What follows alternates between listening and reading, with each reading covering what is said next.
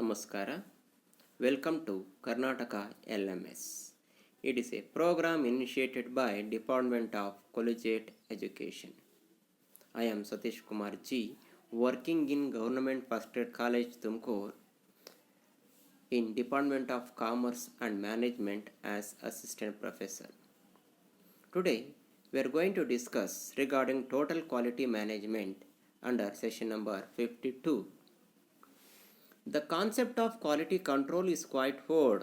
In the recent years, total quality management has drawn the worldwide attention and is being undertaken in different organizations, both profit as well as non-profit. It is now being adopted as a management philosophy. Total quality management techniques have brought quality awareness and changes in the attitude of the employees.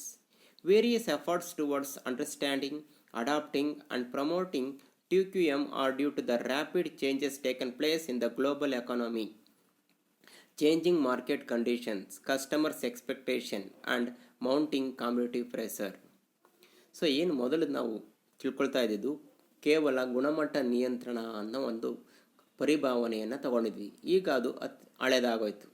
ಈಗ ರೀಸೆಂಟಾಗಿ ಇತ್ತೀಚಿನ ದಿನಗಳಲ್ಲಿ ಒಟ್ಟಾರಾಗಿ quality management, ಒಟ್ಟು ಗುಣಮಟ್ಟ ನಿರ್ವಹಣೆ ಎನ್ನುವಂಥ ಒಂದು concept ಜಾಸ್ತಿ ಪ್ರಾಮುಖ್ಯತೆಯನ್ನು ಪಡ್ಕೊಳ್ತಾ ಇದೆ. ಅದು ಪ್ರಾಫಿಟ್, ಲಾಭ ಗಳಿಸುವ ಉದ್ದೇಶದಿಂದ ಪ್ರಾರಂಭಿಸುವ ಆರ್ಗನೈಸೇಷನ್ ಆಗಿರ್ಬೋದು, ಅಥವಾ ನಾನ್ ಪ್ರಾಫಿಟ್ ಅಥವಾ ಲಾಭೇತರ ಯೋಜನೆಗಳು ಕೂಡ, ಸಂಸ್ಥೆಗಳು ಕೂಡ ಇದನ್ನು ಅಡಾಪ್ಟ್ ಮಾಡ್ಕೊಂಡಿದ್ದಾರೆ. ಯಾಕೆಂದರೆ ಈ ಇತ್ತೀಚಿನ ದಿನಗಳಲ್ಲಿ ಇದು ಒಂದು ನಿರ್ವಹಣಾ ತತ್ವಗಳು ಅಥವಾ ಆಗಿ ಬದಲಾವಣೆ ಹೊಂದಿದೆ. ಈ TQM ಏನಿದೆ, ಇದು ಟೆಕ್ನಿಕ್ಸನ್ನು ಏನಕ್ಕೋಸ್ಕರ ಬಳಕೊಳ್ತೀವಿ ಅಂತ ಹೇಳಿದ್ರೆ, ಎಂಪ್ಲಾಯೀಸ್ ಆಟಿಟ್ಯೂಡನ್ನು ಚೇಂಜ್ ಮಾಡಬೇಕು. ಏನಕ್ಕೋಸ್ಕರ ಚೇಂಜ್ ಮಾಡಬೇಕು ಅಂತ ಹೇಳಿದ್ರೆ, ನಮ್ಮ ಇಂದಿನ ಜಾಗತಿಕ ಆರ್ಥಿಕ ವ್ಯವಸ್ಥೆಯಲ್ಲಿ ಮಾರುಕಟ್ಟೆಯ ಕಂಡೀಷನ್ಸ್ ಏನಿದೆ, ಪರಿಸ್ಥಿತಿ ಬದಲಾವಣೆಗೆ ಒಳಪಡ್ತಾ ಇರುತ್ತೆ ಮತ್ತು ಗ್ರಾಹಕರ ಅಭಿರುಚಿಗಳು ಕೂಡ ತನ್ನಿಂದ ತಾನೇ ಏನಾಗ್ತಾ ಹೋಗುತ್ತೆ, ಬದಲಾವಣೆಗೆ ಒಳಪಡೋದ್ರಿಂದ ಹೆಚ್ಚಿನ ಒಂದು ಪೈಪೋಟಿ ಏರ್ಪಟ್ಟಿದೆ. ಈ ಪೈಪೋಟಿಯನ್ನು ನಿಗ್ರಹ ಮಾಡಲಿಕ್ಕೆ ನಾವು ಉತ್ತಮ ಗುಣಮಟ್ಟದ ವಸ್ತುಗಳನ್ನು ನಾವೇನು ಮಾಡಬೇಕಾಗುತ್ತೆ, ತಯಾರು ಮಾಡಿ ಗ್ರಾಹಕರಿಗೆ ಒದಗಿಸಿದಾಗ ಮಾತ್ರ ನಾವು ಈ ಒಂದು ಆರ್ಥಿಕ ಪರಿಸ್ಥಿತಿಯಲ್ಲಿ ಉಳ್ಕೊಳ್ಳೋದಕ್ಕೆ ಸಾಧ್ಯ ಆಗುತ್ತೆ. ಆದ್ದರಿಂದ ಈ ಒಂದು ಟೋಟಲ್ ಕ್ವಾಲಿಟಿ ಮ್ಯಾನೇಜ್ಮೆಂಟ್ ಅನ್ನೋ ಒಂದು ತಂತ್ರ ಅಥವಾ ಕಾನ್ಸೆಪ್ಟ್ ಏನಿದೆ, ಇದು ಹೆಚ್ಚಿನ ಒಂದು ಪ್ರಾಮುಖ್ಯತೆಯನ್ನು ಪಡೆದಿದೆ. ಹಾಗಾದರೆ ಟೋಟಲ್ ಕ್ವಾಲಿಟಿ ಮ್ಯಾನೇಜ್ಮೆಂಟ್ ಅಂದರೆ ಏನು? Total quality management provides the concept that ensures continuous improvement in an organisation.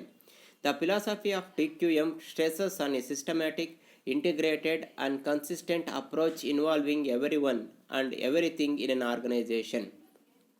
It aims at using all people in multinational team to bring about improvement from within the organization. Everyone associated with the organization is fully involved in continuous improvement, including its customers and suppliers if feasible.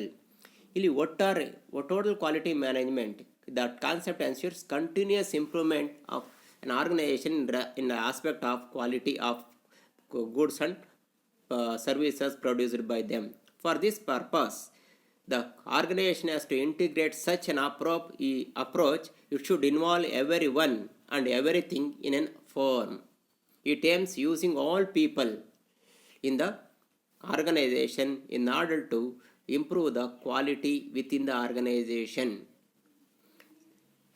ಇಲ್ಲಿ ನಾವು ತಗೊಳ್ತಾರೆ ಒಟ್ಟು ಗುಣಮಟ್ಟದ ನಿರ್ವಹಣೆ ಅಂತ ಹೇಳ್ಬೇಕಾದ್ರೆ, ಈ ಒಂದು ಪರಿಭಾವನೆ ಒಂದು ಸಂಸ್ಥೆಯ ನಿರಂತರವಾಗಿ ಗುಣಮಟ್ಟವನ್ನು ಅಭಿವೃದ್ಧಿಪಡಿಸುವಂಥ ಒಂದು ಪರಿಭಾವನೆಯಾಗಿದೆ. ಇದರಲ್ಲಿ ಪ್ರತಿಯೊಬ್ಬರೂ ಕೂಡ ಸಮಗ್ರವಾಗಿ ಒಂದು ಸಂಸ್ಥೆಯ ಎಲ್ಲ ನೌಕರರು ಕೂಡ ಇದರಲ್ಲಿ ಭಾಗವಹಿಸಬೇಕಾಗುತ್ತೆ. ಅಂಥ ಸಂದರ್ಭದಲ್ಲಿ ಮಾತ್ರ ನಾವೇನು ಮಾಡಬೇಕಾಗುತ್ತೆ, ಈ ಒಂದು ಗುಣಮಟ್ಟವನ್ನು ಅಭಿವೃದ್ಧಿಪಡಿಸೋದಕ್ಕೆ ಸಾಧ್ಯ ಆಗುತ್ತೆ. ಆದ್ದರಿಂದ ಪ್ರತಿಯೊಬ್ಬರೂ ಕೂಡ ಕೆಲವೊಂದು ಸಂದರ್ಭದಲ್ಲಿ ಸಾಧ್ಯವಾದರೆ ಗ್ರಾಹಕರನ್ನು ಮತ್ತು ಪೂರೈಕೆದಾರರನ್ನು ಕೂಡ ಇದರೊಳಗಡೆ ಸೇರಿಸ್ಕೊಳ್ಬೋದು. ಅವರ ಅಭಿಪ್ರಾಯವನ್ನು ಕೂಡ ಸಂಗ್ರಹಿಸಿ ಒಟ್ಟಾರೆ ಗುಣಮಟ್ಟದ ನಿರ್ವಹಣೆಗೆ ನಾವೇನು ಮಾಡಬೇಕಾಗುತ್ತೆ, ಹೆಚ್ಚಿನ ಪ್ರಾಮುಖ್ಯತೆಯನ್ನು ಕೊಡಬೇಕಾಗುತ್ತೆ. Definitions of total quality management. In the words of Auckland, total quality management is an approach to improving the effectiveness and flexibility of business as a whole. It is essentially a way of organizing and involving the whole organization, every department, every activity, every single person at every level. According to Auckland, The total quality management, it's a concept, it's improving the effectiveness and flexibility of the business as a whole. It should involve every department, every person, every activity, and at every level it should be involved in this management or the concept. That is called TQM. ಇಲ್ಲಿ total quality management ಹೇಳಿದ್ರೆ ಇದು ಒಂದು ಸಂಸ್ಥೆಯ ಸರ್ವತೋಮುಖ ಬೆಳವಣಿಗೆಗೆ, ಅದರ ಪರಿಣಾಮಕಾರಿ ಬೆಳವಣಿಗೆಗೆ ಇದು ಇರುವಂಥ ಒಂದು ಅಧ್ಯಯನವಾಗಿದೆ. ಇದರಲ್ಲಿ ಸಂಸ್ಥೆಯ ಪ್ರತಿಯೊಂದು ವಿಭಾಗವು, ಪ್ರತಿಯೊಂದು ಚಟುವಟಿಕೆಗಳು ಮತ್ತು ಪ್ರತಿಯೊಬ್ಬ ವ್ಯಕ್ತಿಯೂ ಕೂಡ ಇದರಲ್ಲಿ ಸಮಾನವಾಗಿ ಭಾಗವಹಿಸಿದಾಗ ಮಾತ್ರ ಇದು ಬರುತ್ತೆ ಅಂತ ಓಕ್ಲ್ಯಾಂಡ್ ಅವರು ಹೇಳಿದ್ದಾರೆ. The total quality management is a combination of socio-technical process towards doing the right things, everything right, first time and all the time, with economic viability considered at each stage of each process.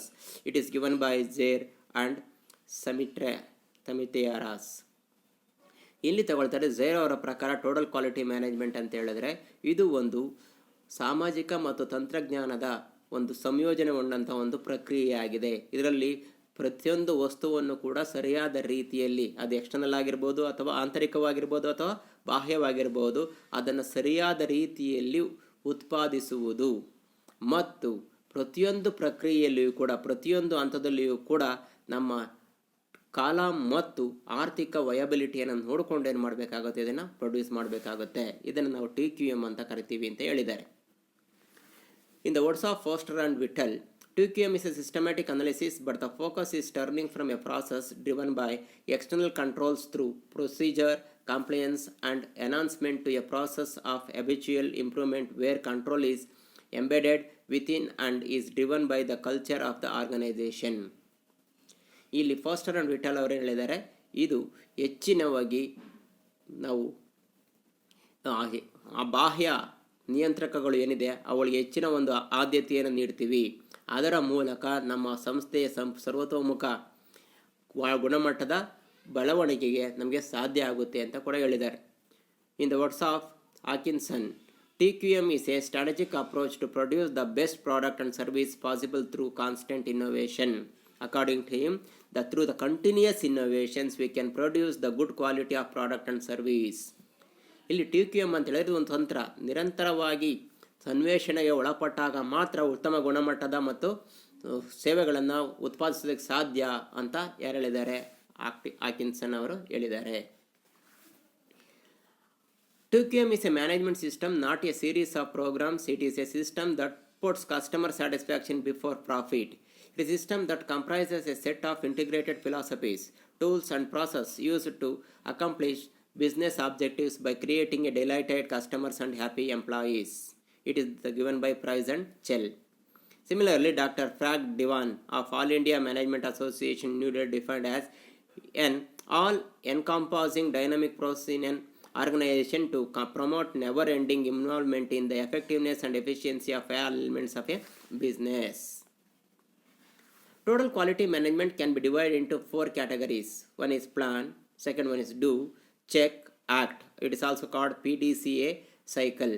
ಇಲ್ಲಿ ಒಟ್ಟಾರೆ total QQM ಅನ್ನು ಏನು ಮಾಡ್ಬೋದು, 4 ಗುಂಪುಗಳಾಗಿ ಮಾಡ್ಕೊಳ್ಬೋದು. ಮೊದಲನೇದಾಗಿ plan ಅಂತ ಕರ್ಕೊಳ್ತೀವಿ, ಅಂದರೆ ಯೋಜನೆ, ಡೂ ನಿರ್ವಹಿಸು, ಚೆಕ್ ಪರಿಶೀಲಿಸು, ಆಕ್ಟ್ ಅದನ್ನು ಕಾರ್ಯರೂಪಕ್ಕೆ ತಗೊಂಡು ಬರೋದು ಅಂತ ಹೇಳಿದ್ದಾರೆ. ಪ್ಲಾನಿಂಗ್ ಫೇಸಲ್ಲಿ ಏನಿರುತ್ತೆ ನೋಡ್ಕೊಳ್ಳೋಣ. Planning is the most crucial phase of total quality management. In this phase, employees have to come up with their problems and queries which need to be addressed. They need to come up with the various challenges they face in their day-to-day operations and also analyze the problem's root cause. Employees are required to do necessary research and collect relevant data which would help them find solution to all the problems. So, at the first stage, we have to make the planning of total quality management. Is a most crucial stage. Under this, employees will come up with their problems and queries they need to address or discuss and find out the solution, find out the causes for these problems and analyze them and find out the solution. That is the first stage, that is called planning stage. ಇಲ್ಲಿ ಯೋಜನೆ ಒಂದು ಮಾಡಬೇಕಾಗುತ್ತೆ. TQM ಏನಿದೆ ಅದಕ್ಕೆ ಮುಖ್ಯವಾಗಿ ಇರೋದು ಪ್ಲಾನೇ. ಅಂದರೆ ಇಲ್ಲಿ ನೌಕರರು ಕೂಡ ಸ್ವ ಇಚ್ಛೆಯಿಂದ ಬಂದು ತಮ್ಮ ದಿನನಿತ್ಯ ಚಟುವಟಿಕೆಯಲ್ಲಿ ಅನುಭವಿಸ್ತಾ ಇರುವಂಥ ಸಮಸ್ಯೆಗಳನ್ನು ಹೇಳ್ಕೊಳ್ಬೇಕು ಮತ್ತು ಅವರು ಆ ಸಮಸ್ಯೆಗೆ ಕಾರಣಗಳೇನು ಅಂತ ಹುಡುಕಬೇಕು. ನಂತರ ಅದಕ್ಕೆ ಸಂಶೋಧನೆಯನ್ನು ಮಾಡಿ ಅದಕ್ಕೆ ಬೇಕಾದಂಥ ಮಾಹಿತಿಯನ್ನು ಸಂಗ್ರಹಿಸಿ ಅದಕ್ಕೆ ಒಂದು ಉತ್ತಮವಾದಂಥ ಪರಿಹಾರವನ್ನು ಕಂಡುಹಿಡ್ಕೊಳ್ಬೇಕಾಗುತ್ತೆ. Doing phase is the doing phase. Employees develop a solution for the problem defined in planning phase. Strategies are devised and implemented to overcome the challenges faced by employees. The effectiveness of solutions and strategies is also measured in this stage. ಇಲ್ಲಿ ಎರಡನೇ ಅಂತ ಏನು ಹೇಳ್ತೀವಿ, doing face ಅಂದರೆ ಕಾರ್ಯರೂಪಕ್ಕೆ ತರೋದು ಅಂತ ಅರ್ಥ. ಇಲ್ಲಿ ಡೂಯಿಂಗ್ ಮಾಡಬೇಕು, ನಾವೇನು ಸೊಲ್ಯೂಷನ್ನ ಫೈಂಡ್ ಔಟ್ ಮಾಡಿರ್ತೀವಿ ಅದನ್ನು ಇಂಪ್ಲಿಮೆಂಟ್ ಮಾಡಲಿಕ್ಕೆ ಏನೆಲ್ಲ ತಂತ್ರಗಳನ್ನು ಅಳವಡಿಸ್ಕೊಳ್ಬೇಕು ಅನ್ನೋದನ್ನು ಈ ಒಂದು ಸಂದರ್ಭದಲ್ಲಿ ಕಂಡುಹಿಡ್ಕೊಳ್ಬೇಕಾಗುತ್ತೆ. Checking the phase, third step. Checking phase is the stage where people actually do a comparison analysis of before and after data, confirm the effectiveness of the process and measure the result. In third phase, what they have to do is whatever the plans, as per the plan find the solution is to be implemented now. Here we have to check the performance before the plan and executing it, whether it is improved or otherwise. So if the effectiveness is improved, then we can easily get the quality. Acting phase. In this phase, employees document their results and prepare themselves to address other problems. ಇಲ್ಲಿ acting face, ನಾಲ್ಕನೇ ಫೇಸಲ್ಲಿ ಏನು ಮಾಡ್ಕೊಳ್ತೀವಿ, ಇವಕ್ಕೆಲ್ಲ check ಮಾಡಿ ಏನು ಮಾಡ್ತಾರೆ, ಅವು ಉತ್ತಮವಾಗಿರೋದ್ರಲ್ಲಿ ಕಂಡುಹಿಡ್ಕೊಂಡಿರ್ತಾರೆ. ನಂತರ ಕೊನೆಯ ಸ್ಟೇಜಲ್ಲಿ ಏನು ಮಾಡಬೇಕಾಗುತ್ತೆ, ಅದರ ಫಲಿತಾಂಶವನ್ನು ನಿರ್ವಹಿಸ್ಕೊಳ್ಬೇಕಾಗುತ್ತೆ. ಇಲ್ಲಿಗೆ ಈ ಒಂದು ಸೆಷನ್ ಮುಗಿಯುತ್ತೆ. Thank you very much.